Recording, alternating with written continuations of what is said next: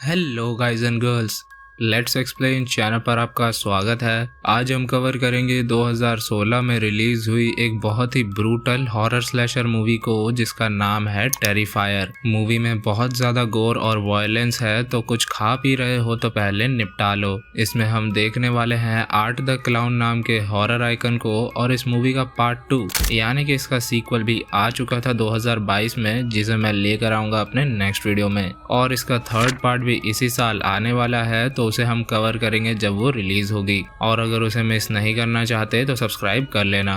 As always director, writer, producer, ये movie कैसे बनी और सिर्फ 35 से 50 हजार डॉलर्स के बजट में ये कैसे एक फ्रेंचाइज बनने जा रही है, उन सब के बारे में बात करेंगे वीडियो के एंड में। फिलहाल चलते हैं जल्दी से स्टोरी की तरफ। कहानी स्टार्ट होती है 2018 के हैलोवीन वाली रात को, जहां हम एक टीवी में किसी टॉक शो होस्ट मोनिका को देखते हैं, जो कि एक डिसफिगर्ड लेडी का इंटरव्यू ले रही थी। वो बताती है कि उसकी ये हालत माइल्स काउंटी मैसेकर में हुई थी, जो किया था आर्ट द क्लाउन नाम के किलर ने। उस हादसे की ये अकेली सर्वाइवर थी और उसके बाद से ही ये कोमा में थी। हाल ही में ये कोमा से बाहर आई है और अपनी शक्ल देखकर ये सोच रही है कि इससे अच्छा तो ये मर जाती। मोनिका ने उससे आर्ट के बारे में पूछा तो उसने बोला कि वो मर चुका है, लेकिन आर्ट तो टीवी देख रहा है, और झूठी बातें सुनकर उसने उसे फोड़ दिया। फिर वो अपना मेकअप करके कुछ ब्लेडेड वेपन्स बनाता है और उन्हें एक गार्बेज बैग में भरकर निकल जाता है। तभी मोनिका को दिखाते हैं जो अपने बॉयफ्रेंड के साथ फोन पे बात कर रही थी, उसे इंटरव्यू वाली लड़की के बारे में। वो कहती है कि उसे उसका इंटरव्यू लेते हुए डर लग रहा था और उल्टी भी आ रही थी। बेसिकली उसके बारे में घिनौनी बातें कर रही थी। फिर और थोड़ी बकवास करके उसने फोन रख दिया। तभी उसे वहां से कुछ आवाज आई, तो वहां जाकर उसने चेक किया तो उसे मिला सरप्राइज। उस विक्टिम ने उस पर हमला कर दिया और उसकी दोनों आंखें उसने फोड़ डाली, क्योंकि उसकी बातें ये छुपकर सुन रही थी। उसे मारने के बाद वो पागलों की तरह हंसने लगी और मूवी का इंट्रो हो गया खत्म। इंट्रो के बाद हम डॉन और टेरा नाम की दो लड़कियों को देखते हैं जो पूरी तरह से नशे में भंड हैं, और वो जा रहे हैं वापस अपने घर। लेकिन कार तक पहुंचकर उन्हें रियलाइज हुआ कि वो दोनों कुछ ज्यादा ही नशे में हैं, तो उन्हें अभी ड्राइव नहीं करनी चाहिए। तभी उन्हें दिखा आर्ट, जो पल भर में गायब भी हो गया। ज्यादा ध्यान उन्होंने भी दिया नहीं, क्योंकि आज है हैलोवीन की रात, लोग ऐसे कॉस्ट्यूम्स में घूमते रहते हैं। थोड़ा सोबर होने के लिए वो गए पास के एक डाइनर में, जहां आर्ट भी पहुंच गया। टेरा उसे इग्नोर करने की कोशिश करती है, लेकिन आर्ट तो सीधा उसकी आत्मा में झांक रहा था। टेरा उससे टेरिफाइड थी, तो डॉन आर्ट के पास गई और उसने जबरदस्ती उसके साथ सेल्फी ले ली और पोस्ट भी कर दिया। थोड़ी देर बाद वो उठा और पास के एक मशीन में कॉइन डालकर उसने एक रिंग निकाल ली और टेरा को पहनाने गया। उसे रिंग पहना के वो वॉशरूम में गया, लेकिन पता नहीं उसने वहां ऐसा क्या कर दिया कि डाइनर के ओनर ने उसे धक्के मारकर बाहर निकाल दिया और उन्हें बाय कहते हुए वो वहां से चलता बना। डिनर करके वो दोनों अपनी कार के पास पहुंचे तो देखा कि कार का एक टायर पंक्चर है और उनके पास स्टेपनी भी नहीं थी। टेरा ने अपनी बहन विक्टोरिया को फोन किया और उसे सीन समझाते हुए लोकेशन पर बुला लिया। फिर वो कार में बैठकर विक्टोरिया का इंतजार करने लगे। इधर उस डाइनर में हम देख पाए कि आर्ट ने टॉयलेट में हर तरफ गू को फैलाकर उससे अपना नाम लिख रखा था। उसे साफ करके जैसे ही एक वर्कर बाहर आया तो उसे दिखा ओनर का कटा हुआ सर, जिसका आर्ट ने एक जैको लैंटर्न बना दिया था। उस वर्कर पे हमला करके वो उसे भी बेरहमी से मार डालता है। वहीं टेरा को टॉयलेट जाना था, तो उसने सामने वाली एक बिल्डिंग के बाहर खड़े एक बंदे से पूछा कि क्या वो वॉशरूम यूज कर सकती है। उस बंदे का नाम था माइक। उसने बोला कि वो यहाँ पेस्ट कंट्रोल के लिए आया है और उसे किसी को अंदर ले जाना अलाउड नहीं है, लेकिन थोड़ा रिक्वेस्ट करने पर वो उसे अंदर ले गया। उसे वॉशरूम का रास्ता दिखाकर वो अपने काम पर लग गया। इधर रेडियो पर डॉन ने न्यूज में सुना कि माइल्स काउंटी के एक डाइनर में 2 लोगों का मर्डर हो गया है, और सस्पेक्ट बताया जा रहा था एक पतला सा लंबा आदमी क्लाउन के गेटअप में। तभी वहां टेरा आई, जिसको डॉन ये खबर सुना रही थी, लेकिन वो तो था आर्ट। जिसने उसके साथ क्या किया वो हमें आगे पता चलेगा। इधर वॉशरूम से लौटते हुए उसे दिखी एक अजीब सी लेडी, जो एक डॉल को अपनी बेटी एमिली बता रही थी। इसे हम बुलाएंगे कैट लेडी, क्योंकि इसके पास है एक बिल्ली। खैर उसे इग्नोर करके वो बाहर गई, जहां उसे दिखा आर्ट। डरी तो वो उससे पहले ही हुई थी, अब उसके हाथ में खून देखकर उसकी और फटने लगी, इसलिए वो वहां रखी कुछ कार कार्स के पीछे जाकर छुप गई। लेकिन तभी आर्ट ने उस पर पीछे से हमला किया और उसके पैर में 5-6 कट्स लगा दिए। उसके ऊपर चढ़कर वो उसकी आंखें फोड़ना चाह रहा था, लेकिन तभी टेरा ने स्कैल्पल से उस पर हमला कर दिया और उससे बचकर भागी और एक आयरन रॉड लेकर छुप गई। आर्ट ने उसे ऑलमोस्ट खोज ही लिया था, लेकिन एक मेटल पीस को उठाकर उसने दूसरे तरफ फेंका, जिससे वो डिस्ट्रैक्ट होकर वहां से चला गया। फिर वो छुपते छुपाते बाहर पहुंची जहां मेन गेट लॉक्ड था। वो ऊपर गई जहां उसे माइक दिखा, जिसे वो चीख चीख कर बुला रही थी, लेकिन ईयरफोन्स की वजह से उसने थोड़े लेट से सुना।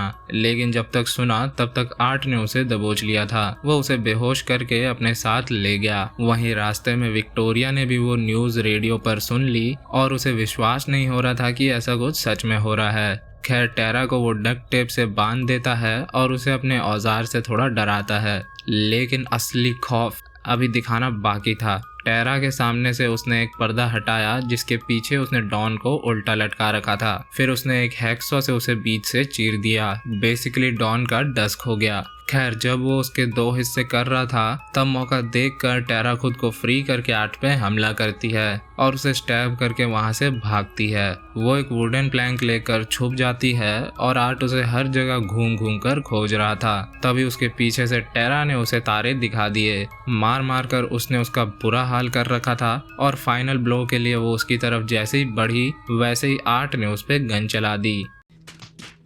उसकी गन में एक ही गोली बची थी और उसे जान से मारने के लिए उसने उसके फेस पे गोली चलाई, लेकिन एक गोली से वो मरी नहीं। तो वो गया अपनी गन को रीलोड करने और बाहर विक्टोरिया जगह पे पहुंच चुकी थी। उसे बिल्डिंग का दरवाजा बंद दिखा तो उसने डॉन को फोन किया, जो कि पड़ा हुआ था आर्ट के पास ही में। कॉल को तो उसने इग्नोर किया, लेकिन विक्टोरिया का मैसेज देखकर उसने रिप्लाई में उसे बिल्डिंग के अंदर पीछे से बुला लिया। फिर गन लोड करके जाने से पहले उसने डॉन के साथ सेल्फी लेकर हिसाब बराबर किया। फिर वो गया टेरा के पास और उसने टेरा का तारा रारा कर दिया। और ये सब देख लिया उसी कैट लेडी ने और आर्ट से डर कर वो ऊपर भागी जहां उसे मिला माइक और वो उसे सब कुछ बताने लगी। माइक को उसकी बातों पर भरोसा तो नहीं होता, लेकिन वो नीचे जाकर अपने दोस्त को फोन लगाता है। लेकिन तभी उसके पीछे से आर्ट ने उस पर हमला करके उसे बेहोश कर दिया। फोन से आवाज आने पर उसने फोन को भी तोड़ डाला।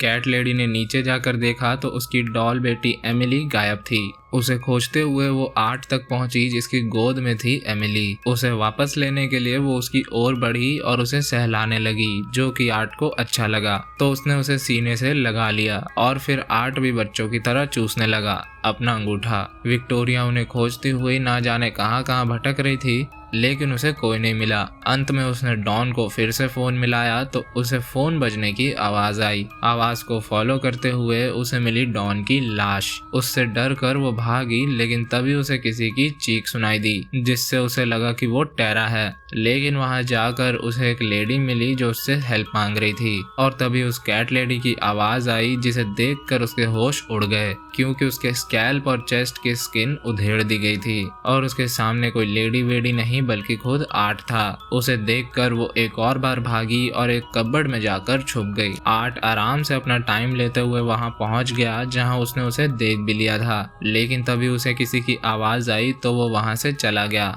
वो था माइक का वर्कर दोस्त जिसको माइक ने फोन मिलाया था। वो अंदर आकर माइक को खोज रहा था, तभी पीछे से आर्ट ने उसे धप्पा कर दिया और उसके सर को धड़ से अलग कर दिया। लड़कों को ये सीधा निपटाता है, असली खेल खेलता है ये लड़कियों के साथ। वहीं विक्टोरिया बच निकलने का रास्ता ढूंढ रही थी कि तभी उसके पीछे से आर्ट ने उसके मुंह पे प्लास्टिक लपेट दिया, लेकिन उसे फाड़ कर विक्टोरिया बच गई और वहां पड़ी एक छेनी को उसने आर्ट के पैर में घुसा दिया और भाग गई। भागते भागते उसे दिखी टेरा की लाश जो अच्छे से टिमटिमा रही थी। उसे देखकर वो इतने जोर से चिल्लाई कि माइक होश में आ गया। तभी आर्ट वहां पहुंचा और उसने उसी ब्लेडेड वेपन से उसे बहुत मारा, लिटरली मार मार कर बुरा हाल कर दिया। लेकिन तभी माइक ने आर्ट को पीछे से मारकर नॉक कर दिया। विक्टोरिया को लेकर वो वहां से निकला और एक जगह पहुंचकर उसे वहां फोन दिखा, तो उसने पुलिस को फोन मिलाकर जल्दी से उन्हें वहां बुला लिया। फिर वो दोनों और आगे बढ़े तो उन्हें एक बंद दरवाजा दिखा। उसका ताला तोड़ने के लिए माइक कुछ ढूंढ रहा था,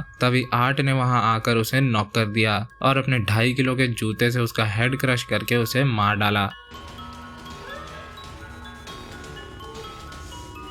विक्टोरिया को वहाँ एक आयरन पाइप मिली जिससे उसने ताले को तोड़ा, लेकिन उसके निकलने से पहले आर्ट ने उसे पकड़ लिया। लेकिन विक्टोरिया ने अपना अंगूठा उसके आंख में दे मारा और वहाँ से भाग निकली। वो एक गैरेज में घुसकर एक रॉड लेकर छुप गई, लेकिन उसने जैसे ही बाहर की तरफ झांका तो उसे दिखा आर्ट, जो कि एक कार लेकर गैरेज की तरफ बढ़ रहा था। वो गैरेज का दरवाजा तोड़ते हुए अंदर घुस गया, जिससे विक्टोरिया घायल हो गई। लेकिन किस्मत से पुलिस वहां पहुंच गई थी और उन्होंने देखा कि वो विक्टोरिया का फेस नोचकर खा रहा है। ऑफिसर कुछ कर पाते उससे पहले ही उसने खुद की गन निकालकर खुद को ही उड़ा लिया। ऑफिसर्स ने देखा कि विक्टोरिया अभी भी जिंदा है। खैर, बॉडीज को ले जाया गया डॉक्टर कॉर्नर के पास पोस्टमार्टम के लिए, जहां उसने जैसे ही आर्ट का बैग खोला तो वहां की लाइट्स फ्लिकर करने लगी और तभी आर्ट ने उसका गला दबोच लिया। अब वो मरा या नहीं वो हमें नहीं दिखाया गया। फिर एक साल बाद का सीन दिखाते हैं जहां विक्टोरिया को डिस्चार्ज किया जा रहा था और उसकी शक्ल देखने पर हमें पता चला